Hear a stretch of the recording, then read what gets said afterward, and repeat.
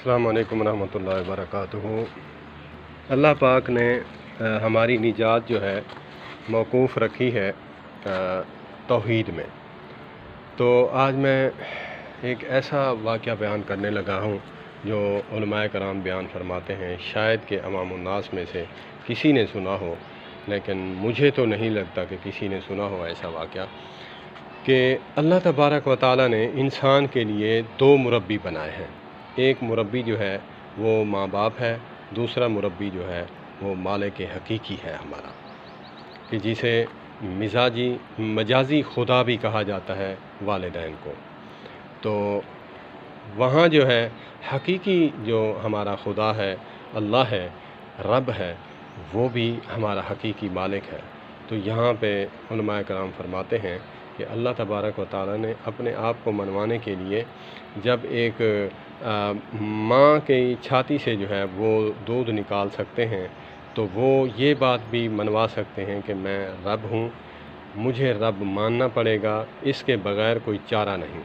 کہ جب دودھ کی نہریں ماں کی چھاتی سے نکال دی ہیں اللہ تبارک و تعالیٰ نے، تو پھر جب بچہ ہوتا ہے تو اس کے 1.5 سال 2 سال 2.5 سال کے بعد جو ہے سال کے بعد جو ہے اس کو دانت عطا فرماتے ہیں اللہ پاک۔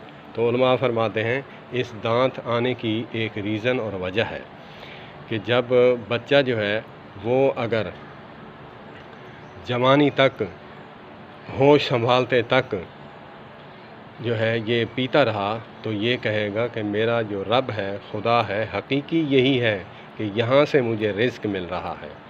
تو اسی لیے 2 سال 2.5 سال کم و بیش کہا گیا ہے، اس سے زیادہ جو ہے وہ نہیں پلا سکتی ماں۔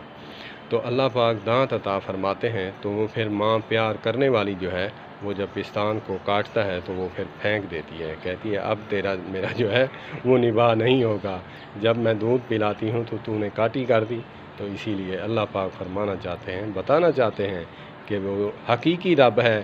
میں نے بتانا ہے کہ جب 2 سال تک جو ہے تو نے ماں کی چھاتی سے دودھ پیا، اب جو ہے اصل حقیقی جو رب ہے وہ تجھے منوانے کے لیے جو ہے ماں سے دور کیا ہے، کہ تاکہ تو سمجھے کہ حقیقی رب جو میرے والدین کو پالنے والا ہے، جس نے نہریں یہ عطا کی ہیں، وہ کوئی اور ذات ہے۔ تو اسی لیے جیسے بڑا ہوتا جاتا ہے تو وہ سمجھتا جاتا ہے، اللہ پاک اس کے دل میں ڈالتے ہیں۔ ہر بندہ بھی کہتا ہے کہ جو ہے وہ وحدہ لا شریک ہے، ہمارا مالک ہے، رب ہے، خالق ہے۔ تو اسی لیے اللہ پاک منوانے کے لیے جو ہے بچے کو دور کروا دیتے ہیں، کہ تاکہ یہ بڑا ہو کر یہ نہ کہیں کہ میں ابھی تک بھی یہاں سے دودھ پی رہا ہوں، تو یہ میرا مربی رب جو ہے مالک حقیقی، پیدا کرنے والا اور جو ہے مجھے رزق دینے والا یہی ہے۔ تو اسی لیے اللہ پاک جو ہے اس وقت تک جو ہے جب تک مکلف نہیں ہوتا، بچہ چھوٹا ہوتا ہے، اس کو جو ہے اسی ٹائم ہی وہ اس کا جو ہے ذہن جو ہے وہ چینج کروا دیتے ہیں۔ تو اسی طرح کہا گیا ہے کہ اگر میری شریعت میں سجدہ جائز ہوتا تو میں جو ہے عورت کو حکم دیتا کہ اپنے خامند کو سجدہ کرے۔ اللہ پاک ہمیں جو ہے توحید پر اور موحد بننے کا عقیدہ جو ہے اپنانے کی توفیق عطا فرمائے۔ ادب سب کا، لیکن عبادت اور ریاضتیں، استعانت یہ اپنے مالک حقیقی سے کرنی ہے۔